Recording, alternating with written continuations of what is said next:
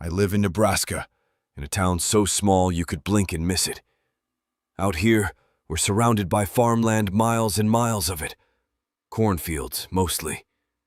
Walls of green that stretch so high in the summer, you feel like you're walking through a maze you'll never get out of. This story happened back in 2021, during the tail end of August. I was 16, just starting my junior year of high school. My friend Jake had just gotten his license, so naturally every weekend was now a quest for dumb freedom, cheap fast food, loud music, and backroads cruising with zero adult supervision. That weekend, Jake had the bright idea to go camping. Nothing fancy, just a night out under the stars. He knew a spot. His uncle owned a big chunk of farmland on the edge of town, and behind one of the outermost fields was this flat clearing next to a stream. He said we could set up a tent there, cook some hot dogs, and chill. We convinced two more friends, Will and Kendra, to come along. We packed up a tent, a couple of lanterns, some snacks, and Jake drove us all in his beat-up Ford Explorer. The sun was setting by the time we arrived. The cornfield looked almost golden, the stalks rustling in the breeze. There was a narrow dirt trail that cut through the field to the clearing, barely wide enough for the car. Everything felt fine at first.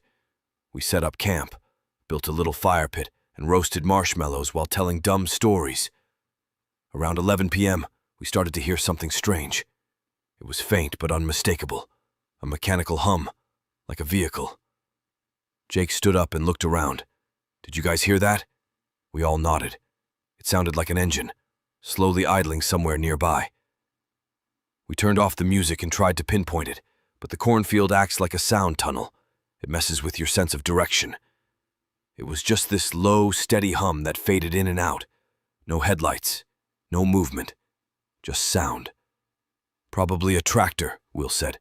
"Some farmer working late." At 11 at night? In the middle of a cornfield? I wasn't so sure. We tried to brush it off, but then, around 30 minutes later, we saw it. Headlights.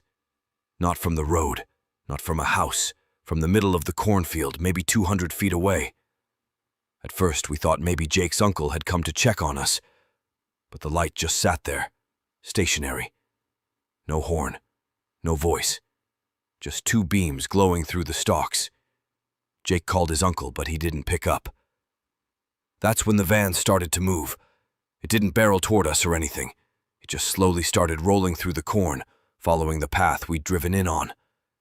At that point, all of us were standing, frozen. Jake finally whispered, "Get in the car." We grabbed what we could and scrambled into the Explorer. He threw it in reverse and started backing down the trail. The corn stalks scraped the sides of the vehicle like claws. Every so often I looked back, and the van was still coming. Slow, deliberate. We finally hit the main road and peeled out of there, hearts racing, headlights swinging across the gravel. Nobody spoke for a while. We went straight to Jake's house, and his dad looked pissed when we burst in. Jake told him everything, and he immediately called his brother Jake's uncle. His uncle hadn't been out there. In fact, he said nobody should have been. The next morning, we all went back in daylight. Jake's dad wanted to see what happened. We brought our stuff home and then walked the trail to the campsite. The van wasn't there, but there were tire tracks and more disturbing footprints. A dozen of them in the mud circling where our tent had been. One set stood out, bigger than the others. Boot prints deep.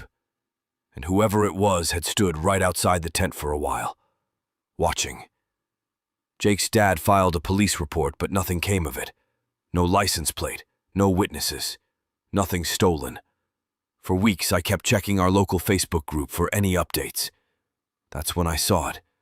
Someone posted about seeing an old white van near the elementary school, parked behind the dumpsters. They said a man inside had been watching kids from the window. By the time the cops arrived, the van was gone. Another comment mentioned that same van seen late at night, parked near a daycare center. Same vague description every time. Old white van, rust along the doors, tinted windows, but never caught.